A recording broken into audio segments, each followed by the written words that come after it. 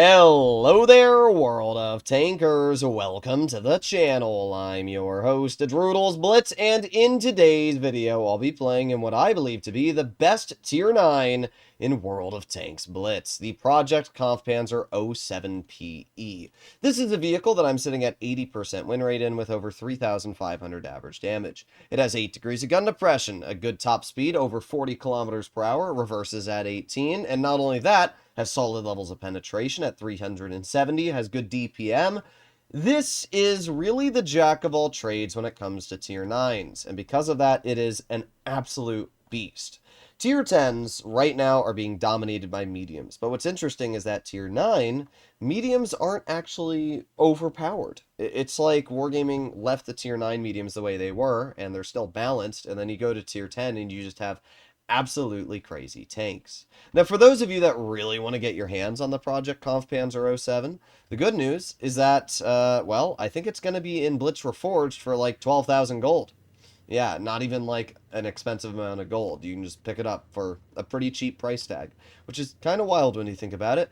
It's a lesson for people to stop spending their gold and gambling for tanks when they are going to come out cheaper in the future. The only tier 9 that Wargaming's ever released that hasn't been available for purchase after a year or so is the clan reward tanks, but even those tanks have come back multiple times, like the 50 TP Proto and what's the other one, the Ritter.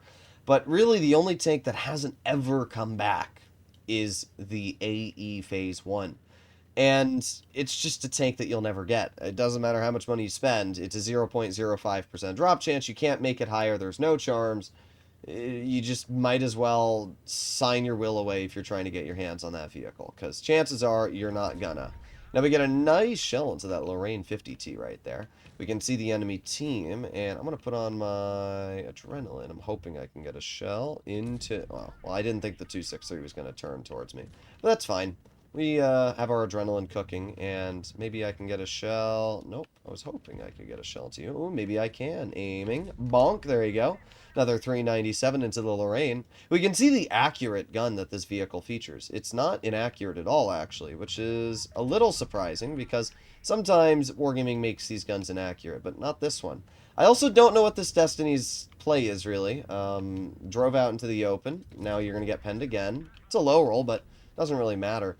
What's interesting is a lot of people are like, oh, this tank's DPM isn't very good, but it's actually quite good. It's ranked in the top 10 for tier 9 heavies in DPM. And even though the alpha is not incredibly high, it's only 20 less than your average 400 alpha. So I don't really find that to be an issue. The high explosive is also quite dangerous. I think it has 500 damage per shot in the HE, which means you can actually get some pretty good bleeds out. We have the Type 71 in front of me, and I'm going to aim in on that Type. Oh, okay, we'll fire an AP shell. I was going to fire a gold shell, but then the Type just turned. Alright, well, we're doing fine. We're up to 2,700 damage so far. I'm going to ignore the T95 and move over towards the WZ-121B. What are you doing, 121? I see you're too scared to fight me. Well, we got 370 mils of gold pen, so we can just cut right through you. The 121B is going to... I'm not really sure what the 121B is going to do, to be honest. What's the play here? Well, you're going to drive out into the open. Nice, 475 max roll. And we're up to 3,500 damage, which keeps in line with what I've been averaging in this vehicle to begin with. We have the T95, which we get a nice 360 penning heat shell into. And even if I get shot by these players, I really don't care. I'm just trying to get out damage at this point. We get a 280 damaging shell into the 95, and yep, I get a bounce. Sweet. The 121B is obviously a threat, and you know what? You know what? Goodbye. Sweet. Well, there you go. Pretty good game. And a great example of this tank. I really do enjoy playing in the Kampfpanzer 07 PE, and you can see why I consider it to be such a solid tier 9. We did 4,200 damage this game, we blocked 1,600, and we did a pretty solid result. The best part about this vehicle is definitely the face-hugging potential. The upper plate has this plow, as we can see, and that plow, unlike the Vindicators, actually has a boatload of armor. You will not pen the vehicle through that plow. Like, just don't bother. You're not going to pen it. Because of that, the only weak spots are the lower plate and the turret cheeks. But if you're smart, you will face hug, and if you get into a proper face hug, the chances of penning the vehicle are very, very slim. So, quite nice. We have an IS-8 who's running the stock gun. Yeah, why did they make the... That's not correct. The stock gun on the IS-8 is way thicker than it should be.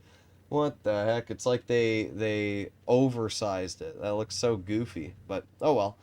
We have an IS-7, and then our minnow, and everybody else is going over here. I didn't want to go to this side of the map. I wanted to go over to the medium flank, but I'm not going to go to medium flank when our whole team's going over to this side, right? The problem is we have an enemy Kron, and what am I supposed to do against a Kron, bruh? Like, yeah, oh well. It's going to be one of these games. One of these games. Well, can't really do anything to the IS-7. Wonder if they have anything over there. Well, we got a T-22 on the flank, and I'm going to move up. There we go.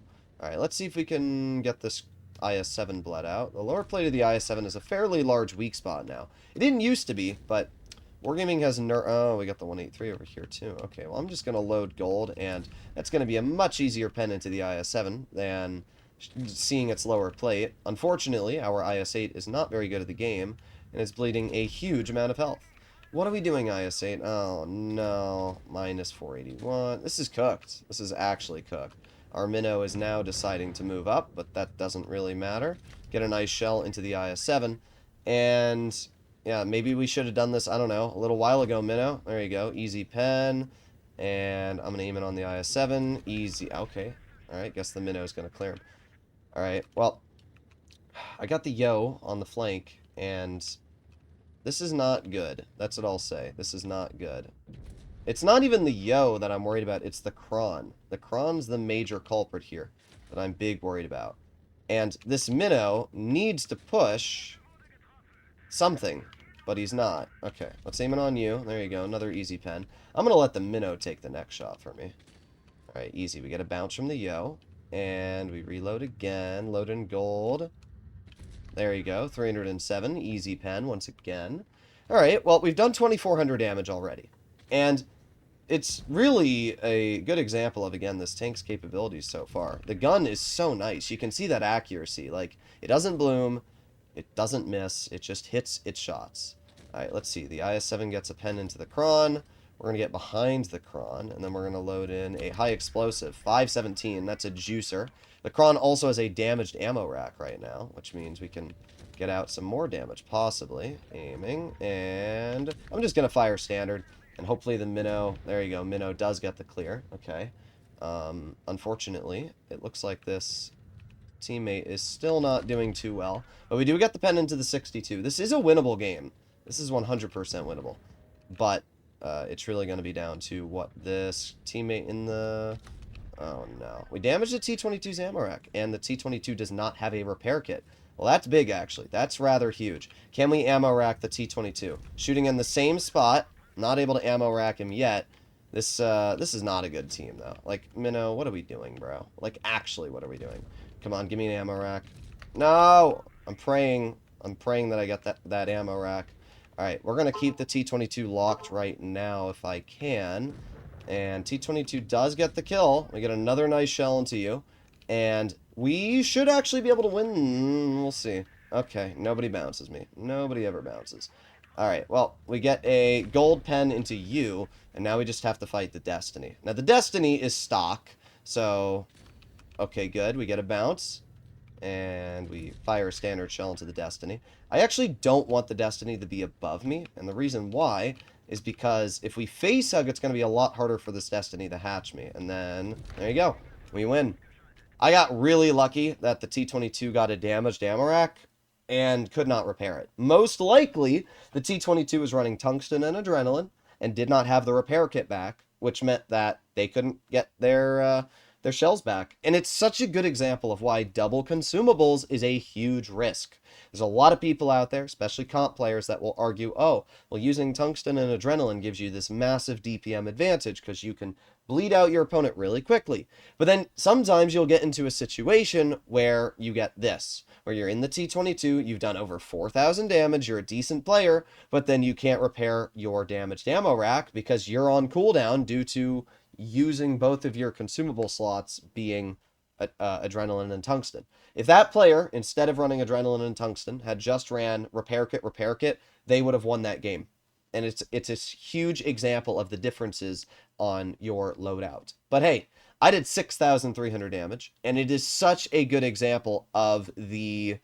It's such a good example of the Kampfpanzer 07. This is why I consider it to be the best tier 9 in the game right now. It's an absolute beast. I have 3,700 average damage in it after that game. I love this tank. I really think it looks cool as well with the legendary camo. Let me know in the comments down below what you guys think about this vehicle, and if you'd like to see more content like this, I'll see you in the next one. Bye-bye.